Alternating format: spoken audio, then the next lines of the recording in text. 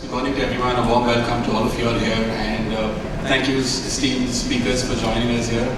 My name is Aditya. I'll be the moderator for the session today, and I'm really honored to be in the middle of such big brands and CEOs here. So thank you for giving me this opportunity. Right? So just to kick things off, today's discussion is going to be on customer, right? And today's customer is changing. So we have Gen Zs. We have tech-savvy customers, we have social commerce customers, and thanks to all your businesses, I think everyone has everything on their fingertips. Like today you can buy grocery to a luxury car online, right? So, but then implementing a customer strategy like this is difficult, and I'm sure all of you have faced obstacles, right? And you've had evolving strategies, and that's going to be the key discussion for us over the next 40 odd minutes, right? So, kicking things off from evolving strategy, right? So, Mr. Abhishek, I just want to bring you up first here as the opening batsman, right? You operate in a highly competitive market, especially in the sports apparel, right? And to attract and retain loyal and profitable customers, obviously, is going to be a challenge, right? And the tone at the top and how you implement the customer strategy is going to be key for you, right? So, and if you look at today's kind of customers, they are more likely to go to social commerce than probably a traditional e-commerce or your stores, right? How have you evolved your customer strategy with, in your last 16 years at Puma? Well, thanks. Ganguly is a good name for being an opening batsman, right? Yeah. Over 16 years in this brand, I think customer journeys have changed, customer expectations have evolved dramatically. Especially in our industry, in Indian retail, the way people consume products. When I was starting up with Puma, 16 years back, they were not even shopping malls, right? The unorganized part of retail was extremely high. From then, and then e-commerce happened. Digital platforms came in, discovery became very important, discovering products, social came in. So I think it's completely evolved. And I think the most interesting and complex part of a consumer brand today is that conversations today happen at various different platforms, various silos. And how do you join that together to engage with your customer, transact with your customer, and serve your customer is the biggest opportunity and a very complex one as well. So for us, joining the dots, listening to what's happening in social, reacting to that, offering something on e-commerce, or changing how our stores operate, or having a single view of the customer whenever he is engaging with us is a very, very important element of our business today. And the way I see it for a consumer brand today, we talk about B2C and D2C strategies. D2C strategy is not an operating model. It is a consumer mindset, irrespective of whether today you engage with your customer or transact with a customer through somebody else, it doesn't matter. So having that mindset, that penchant, that irrespective where your customer is engaging with you, it's your interaction, it's your opportunity, and it's your responsibility to make it nice and convenient. Is very, very important part of the business. I know it sounds very theoretical, but the message that I'm trying to say here is that it's extremely important to be customer oriented on what the customer is looking for, irrespective of the platform, joining that dots and making your offer, whether it is information or whether it is your operations, is the biggest challenge today for a consumer brand.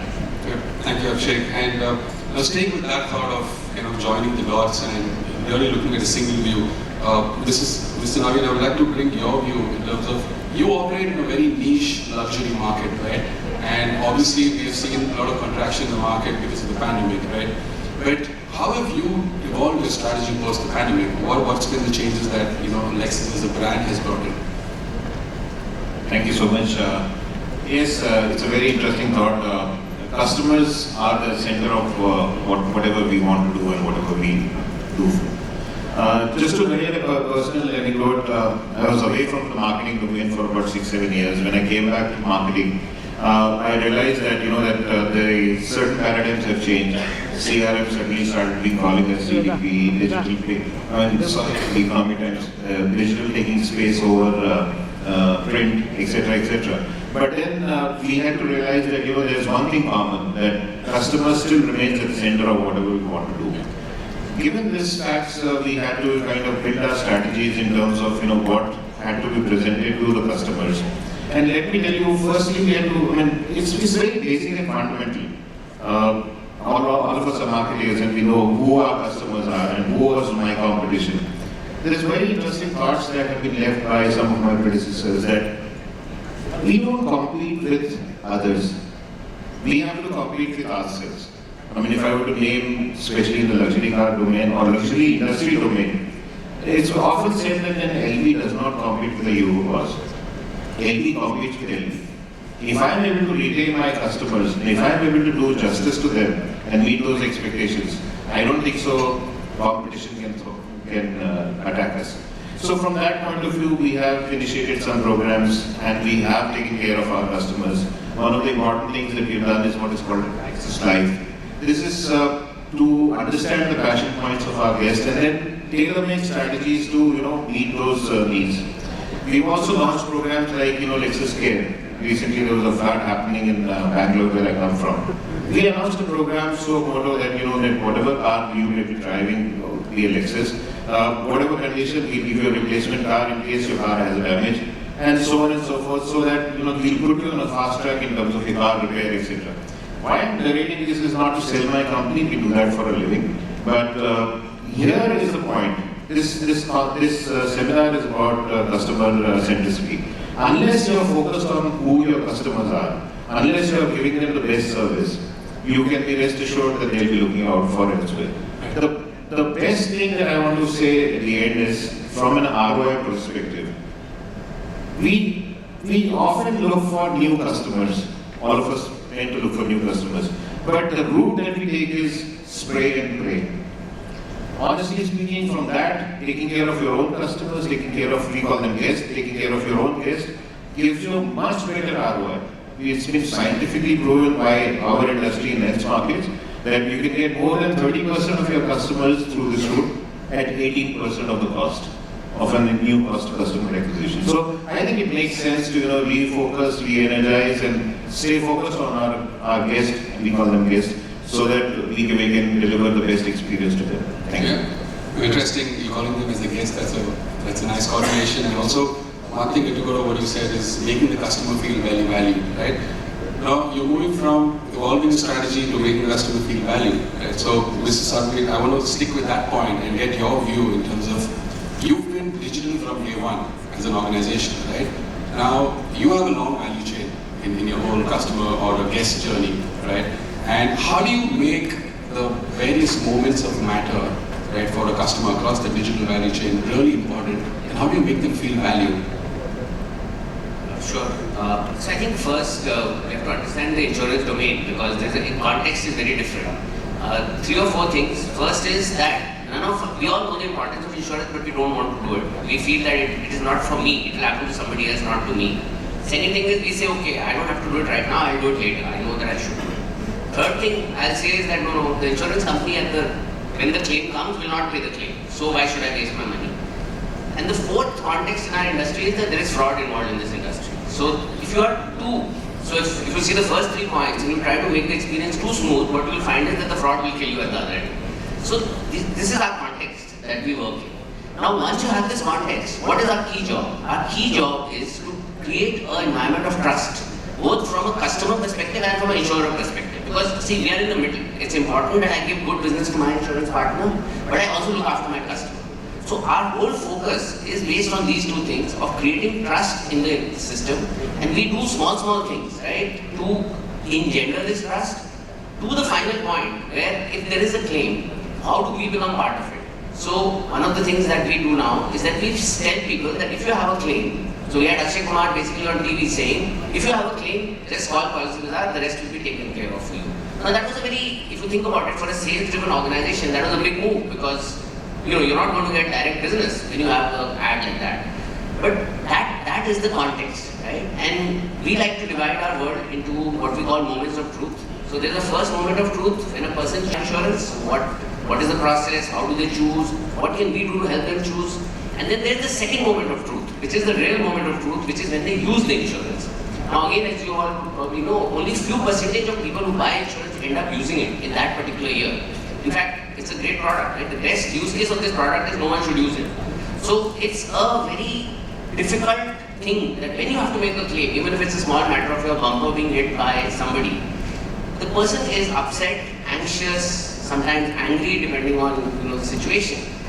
At that point, how you handle that person can go a long way. And I completely agree with the point being made that if you focus on the people who are already your customers, the return to that effort is just phenomenal. So that's really our thought process, that we say that when that person is anxious, angry, upset, do not say that it was your fault or you did not buy this policy, you should have bought that policy and those kind of things. At that moment, you try to solve that person's problem. Calm them down, help them out, do the best you can. I'll say one thing, I find customers are quite reasonable. In the long run, customers are very reasonable. They're you and me. We react to genuine service. And once that happens, then things get taken care of. So I would say that's really our strategy. Okay. So tackling customers is a key aspect, right? Now tackling customers and EdTech obviously go hand in hand, right? So Mr. Arjun, you've had a stellar growth in the last 6 years. You've turned into a unicorn, right? And obviously you are tackling different customers and different personas across age group, across cities and tier 2, tier 3 downs as well. Right? So how are you managing that, and how are you actually using your workforce to manage that as well? Because obviously the workforce was not geared for that, right? So you have to reskill them. So what are your thoughts on that? Thank you so much, and first of all, thanks for this opportunity. It's great to be in an August group like this, discussing about very relevant things pertaining to business. So first of all, let me tell you a bit about Upgrad, and this question becomes much more relevant. So we do a large gamut of products. We are predominantly into online degrees, diploma, certification, which means that we do formal education completely online. And our customer varies from a college student who may be buying a 5,000 rupees certificate product to do better in its placement, to a 6 lakh rupees doctorate program to people like you. Again, all executed purely online so that it can be done alongside whatever you're doing, whether it's studying in an institution or doing your day job. So that's what we do. Hence, for us, if you look at the customer or the way we acquire the customer, because we have been a digital company, it ended up becoming digital acquisition first. So we have observed over time that everything the customer does is online today. They discover products online, they research it online, they take feedback online, they take reviews online, they even get a referral code online to make the purchase possible. So the complexity here is there are so many touch points, and thanks to the internet, these touch points are so easy to consume today. How do you manage this touch point so that the right information is given to the customer at the right point, which will help him or her make the right decision? And hence the whole the point he said about reskilling our employees to ensure that each of this touch point is rightly managed and the information which goes through is perfect is the pain we execute, do day in and day out. Not only for the new customers, even for the existing customers. And that's something which we focused a lot on. Today, 40% of our business comes from referral and repeat. That is a customer who already taken a course coming for the second course, or the customer referring a friend or something. So what we have done is that two things which we focus on: how do I reduce the number of touch points before the customer makes the decision? How do I gain the trust? And this is a lot about retraining your employees. Because after the first two touch points, there will be invariably a point where the customer will interact with your employees. What we tried to do was, we tried to make this interaction end to end. Rather than someone at the service point saying that, okay, I got your question, let me connect to someone else. we try to make it an end-to-end where the employees are focused more on solution or solving the problem and telling the customer that I'm here with you, I'll solve it out, I'll give you all relevant information so that you can make the decision fast and not to be too pushy in sales. Right, so that's one thing which we have always focused on, and it really works well. Second is the aspect of how do I make the purchase decision, along with purchase decision, the purchase process also very simple. That means that on like the earlier presentation of customer now discovering your various points and wanting to do the purchase at that point. How do I do that? With one click. So there's a lot of technology also which goes into it. So if you simply put two things: one, getting your people to really upskill to give solutions, and second, as much as possible implement technology so that the customer interaction process with you is one click. So this has been the aspect of it. Okay. No, thanks, Arjun. Good views on workforce and workforce experience and trying to reskill them. And for me, when you talk about workforce, definitely healthcare comes into mind because that industry has kind of gone through a roller coaster over the last 2.5 years thanks to the pandemic. So that's why I want to bring you in, Mr. Santosh. Like, people's visits to hospitals, clinical labs have just like kind of exponentially grown, right, over the last 2.5 years. But how is Apollo and generally this industry that you operate in, how have you focused on building a more engaged, customer-focused workforce? Because it's very important in your industry. Thank you for the invite. I think healthcare to a certain extent is quite unique in terms of the variability of the product of services that we offer, and also the brand and the services are very perishable in nature. So we are a very human captive environment that we work in, and definitely skilling the people at periodic interval becomes a norm. And COVID, under any imagination, was a roller coaster ride. I think post-COVID, as we have seen, the manner in how healthcare is getting provided and how it is availed, both have undergone a drastic change.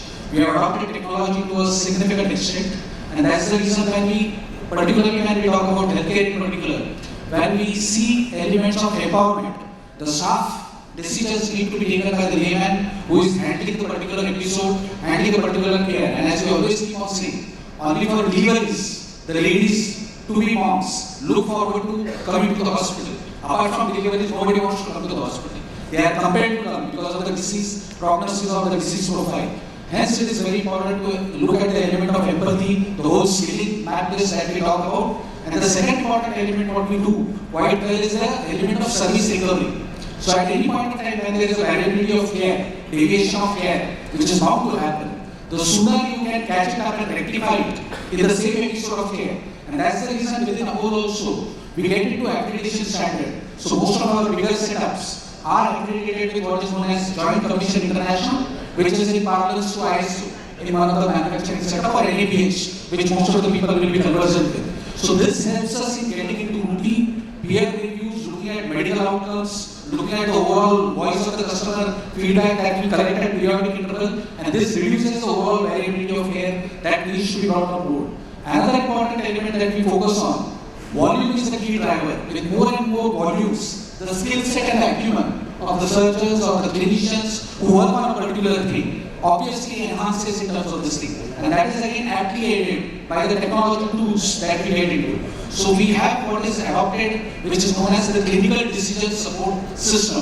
So all our hospital information system is integrated with those kind of tools, which will help all our care providers ensure that the overall quality standards are adhered to, and if there are any deviations of any quality standard, they are recouped within the same timing and within the same episode of care. So there is a lot of investment that we do on training. Most of the staff that we get on board, there is a rigor in terms of training and onboarding them. There is a whole ethos of Apollo culture. One of the culture what we do within Apollo is a tender level care. So at point of time when the patients get discharged, we have a concept of fond farewell. So this is something which we would like them to go home and take care of themselves in terms of this thing. And non-communicable disease is another area of interest for Apollo, because lifestyle disease, as you all understand, has been a critical element of concern area from a wellness point of view. Hence, we invest a lot of time and efforts in looking into the wellness bit of it through health checks, creating that kind of awareness for the community and taking care of our staff. One of the good advantages of COVID, what we see is for the first time, the occupational health of the care provider also got prominence in healthcare sector. Unfortunately, it was a little taken to be granted from a healthcare point of view. And trust me, working in a PPA environment for 8 to 10 hours is definitely not a joke. And definitely there were tiring times during COVID, which all the frontline workers really braved the overall activity. But training is definitely we invest a lot of time and efforts in. No, thank you for that, and really thank you for supporting the environment during COVID, right? I think you brought up a good point on technology, which obviously I didn't know what, at least the healthcare industry is doing. And obviously technology and innovation is, I think, important in today's world. I'm sure all of you want to listen to it. So I'll bring you in here, Mr. Kavinder. There's a lot of data, there's a lot of customer data out there, right? And especially today, if you look at it, there's a huge focus on, physical and mental well-being. Maybe because of the pandemic, there was a lot of things discussed on that, right? And especially if you look at the hospitality industry, which you operate in, we believe there was a slowdown, right, in certain sectors, certain areas of that sector. But how have you evolved and how have you used technology possibly to reacquire those customers you may have had a slowdown or lost, and to also provide that edge of experience for you? Yeah, I think it's quite a loaded question, many questions rolled into one, but let me just give a quick context of our business. We've been around for 26 years. We have 270,000 member families who are a part of our ecosystem. And when we think about technology, we actually, technology is an enabler, so we all understand that. But let me just step back a little. The entire philosophy, which we have been following is that how can we actually think in terms of moments. Being an omni-channel brand where customers come digitally, they come through the analog route as well, and they go through their moments of truth through the journey. How do we really enhance or elevate those moments? And actually we have defined the entire customer experience journey around thinking about flagship moments, because ultimately people remember flagship moments. And there will be always bits in the customer experience. It's not important to only focus on bits, because people do spend a lot of time thinking about how to pave the potholes in the customer journey, but can we think in terms of creating very big elevation or very big wow moments? So let me just begin on this point. We realize that while technology is an enabler, ultimately it's the people who have to deliver the experience, particularly in a business like ours where there's a lot of physical experience at the resorts. So we have been following this philosophy of, and there is a people element coming here, much like the hospital speaks. So we have this philosophy where we are saying there's service with empathy, warmth, and attentiveness. And we have actually defined behaviors, and we actually try to walk the behaviors ourselves as leaders, because anything that we do, I always say, will not get done unless we actually walk the talk. So there are behaviors which have been defined, which are very, very simple. For example, one of the behaviors is can do, will do. Everybody says I will do it, I can't do it, but will you do it? And going extra mile. And actually thinking in terms of, creating solutions through a process that we run internally called creatively restless. Are you creatively restless? And do you really own the experience? And by the way, since we are in an experience business and we have a very clear definition that experience is everything and there is really no room for ordinary experience. People come for extraordinary experiences when they come to our resorts. So coming back to your question, Aditya, on the technology, what we're doing is that we actually know a lot about our customers, because in our case, the customers come again and again to our resorts. And so using the power of data, we are able to actually create those peak moments. Let me just give you an example. Just in case you have decided to, let's say, now you're a member and you want to actually decide to go on a holiday, you just enter in. You don't see a Make My Trip or a other kind of interface. You see an interface where actually more like a Netflix interface where the resorts are being actually suggested to you based on your past travel, past preferences. So we're using technology to actually suggest more in a very intuitive manner that what is it that you would possibly want to do. Of course, you can choose to ignore them and then go do what you want.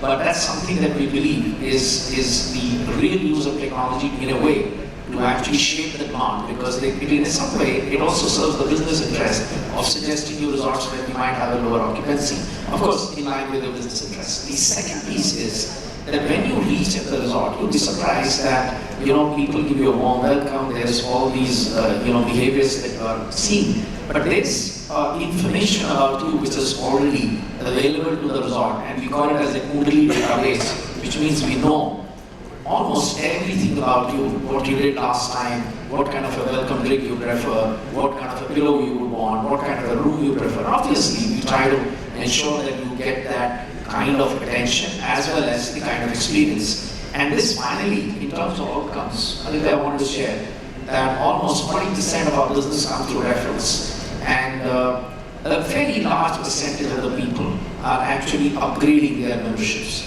So if you look at our financial performance, during the COVID we generated free cash flows where the hospitality companies were struggling, and we actually had high double digits CAGR growth on profits. So ultimately all these things where technology actually comes into play is actually to enable people to deliver a very high degree of customer experience at all touch points. That's the approach that we are taking. Okay, thank you, Mr. Kavinder. So sticking with innovation here, and Mr. Sarbvir, looking at you obviously have a digital operating model as we discussed, and you also talked about a few of the innovative things that Policy Bazaar is doing, right? But we also know the market dynamics are changing in insurance, right? There's obviously different regulations, there's new entrants, right? There's kind of new revenue programs being run.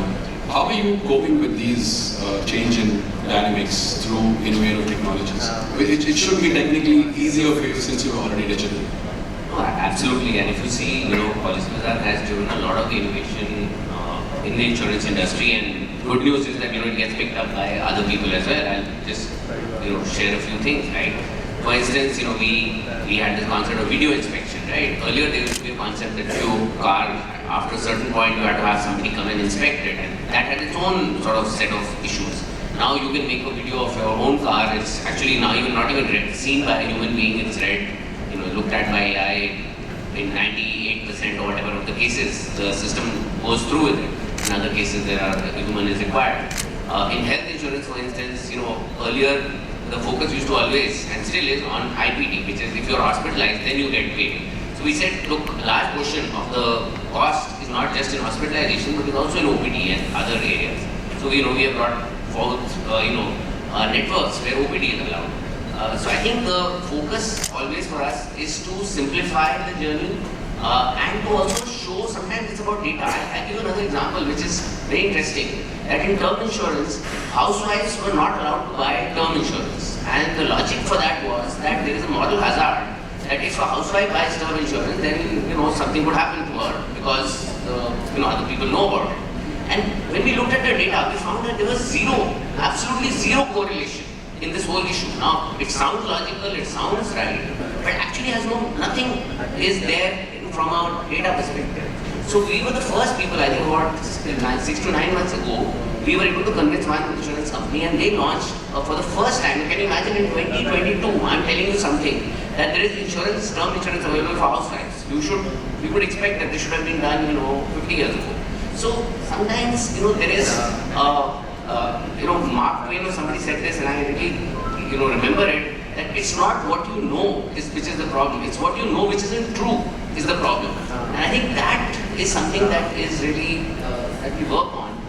And many examples where commonly believed issues around whether it's fraud or something, actually when looked at the data, there are very simple and elegant solutions to those problems. And then that's really what our focus is. Okay, so simplicity is the key for innovation, right?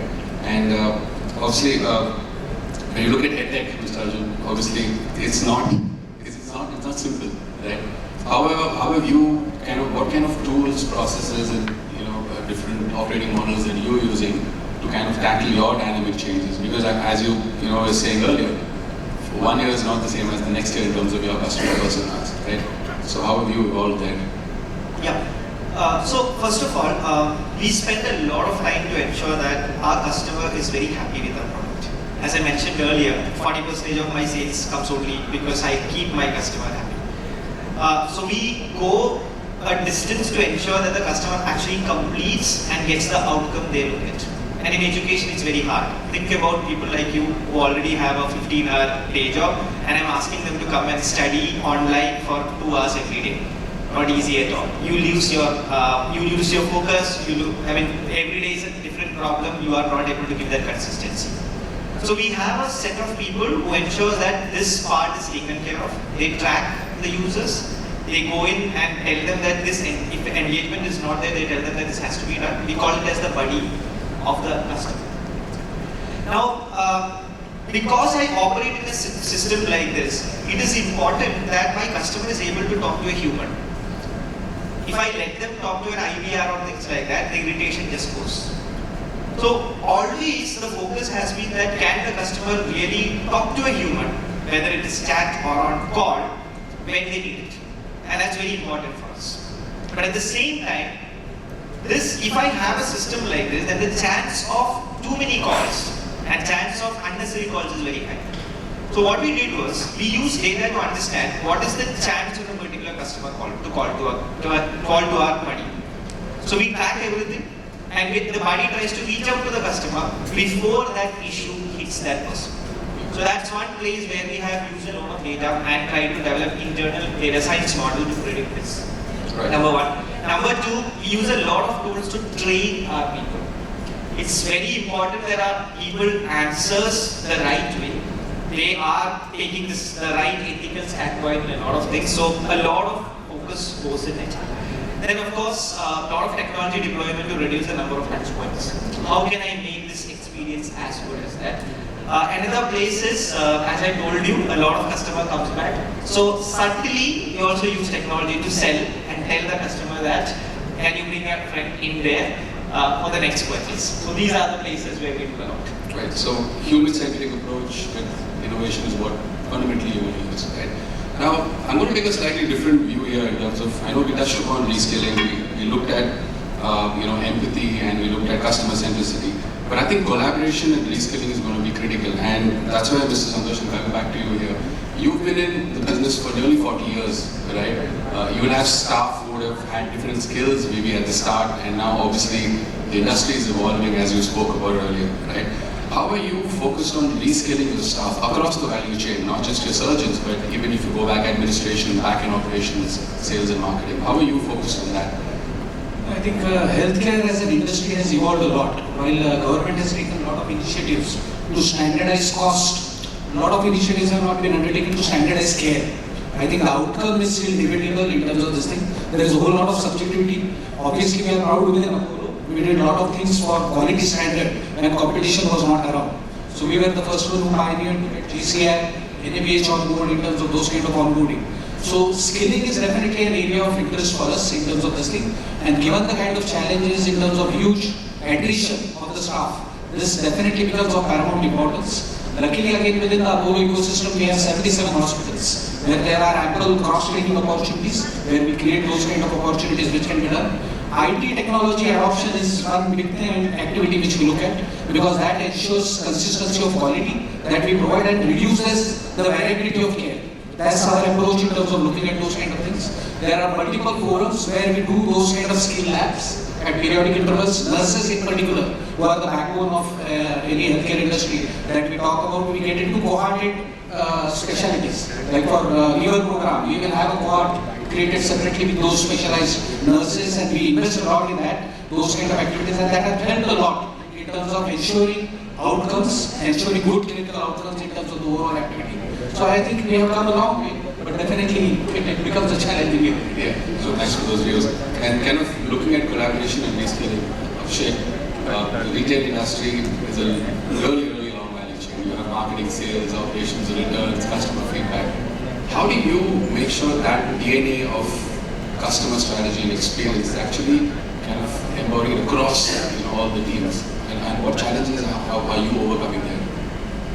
Well, we spoke about technology, and having a technology adoption across functions to become customer oriented and customer obsessed is a very important thing, because you need the entire organization oriented towards that.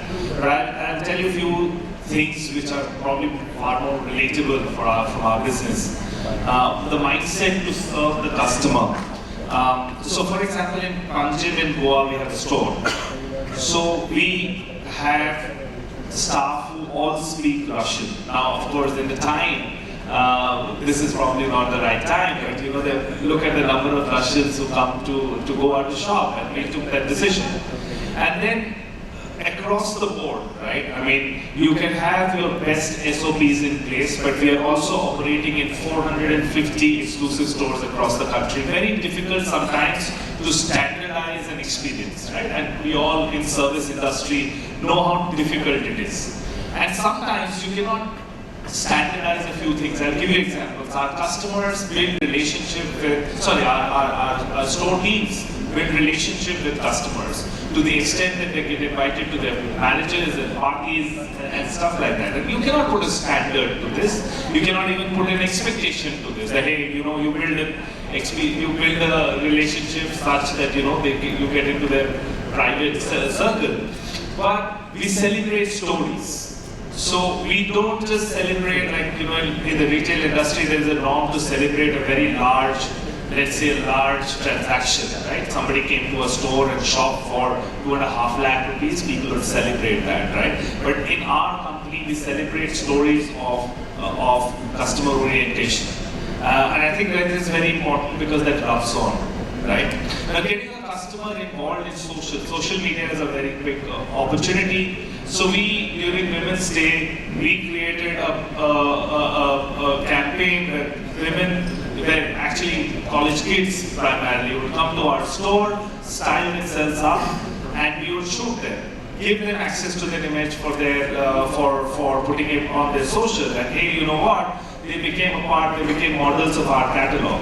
So we actually involved the customer in a part of our business, and the young people today love that, right? So there are numerous such examples today. You know, in our industry, again, it's very difficult. For example, in footwear, you have a long lead time from design to actually putting it up in front of the customer, rather whether it is you're selling online or in stores. But how do you create a very fast and nimble product creation opportunity where you take insights from customers or where the customer is emitting a certain expectation or a behavior and convert that into a product? And that is real customer centricity in my mind. So there are numerous examples of that, but I think the first thing is what you said, that you know, for everyone to believe across different functions, and it is difficult, it is complex, but hey, you know what? You know, at some stage you have to start enjoying complexity, because complexity is what builds barrier to entry for competition. And complexity is where standardized formats, global formats don't work, right? And that's where India is so beautiful to do business with. Thank you. And I think mindset to serve the customer is the key. That's what Puma is using, right? I think while you have mindset to serve the customer, I think personalizing that mindset is going to be very creative, right? And I think, Mr. Naveen, that's very, very applicable to your industry. You touched upon it, right? So what kind of CX trends are we likely to see your industry, and specifically Lexus, right, trying to adopt in the coming future to really personalize that experience of buying a car? Yeah, I think the word is crafted for us, because everything that we want to do is crafted to each individual's need. Understand this situation. The sales officer, we are talking too much about technology. I have nothing against technology, but I think the most important thing is technology is just an enabler, right? For us, I think the person, we believe that we are in the people's business, not in the mobility space. We are in the people's business. So the people that handle this brand personify what the brand stands for. Imagine the situation where a person who probably has when my sales team goes to sell a car to an individual, he's talking to somebody who has got a net worth multiplier of upwards of 100x as compared to his own net worth. But how does he kind of give him confidence that he's offering him the right product, right solution to his needs? So I think that's very important to empower these people.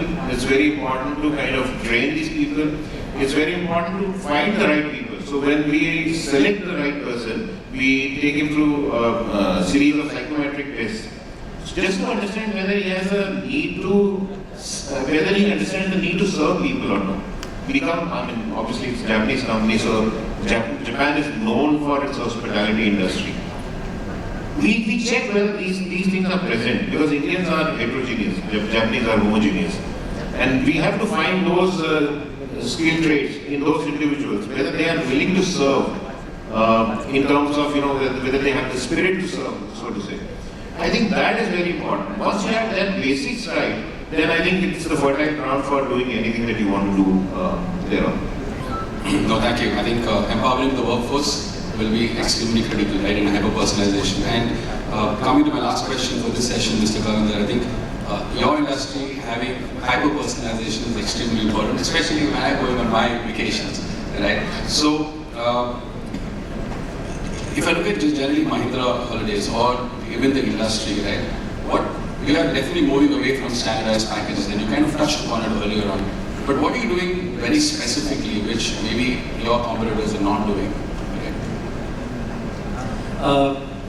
This is, one of the most, fascinating pieces of our industry and how we really person. Hello. Now, we, at least within our business, since we have this advantage of having repeat customers, what we tend to do is that whenever the booking is done, we have a process that kicks in, wherein a pre-arrival kind of a call happens, where we try to see what the customer requirements could be. You'll be amazed that customers do not actually mount their requirements, so clearly. So you really try to see what you can do, and we have, defined a program called host program, wherein this host becomes your single point of contact for your journey.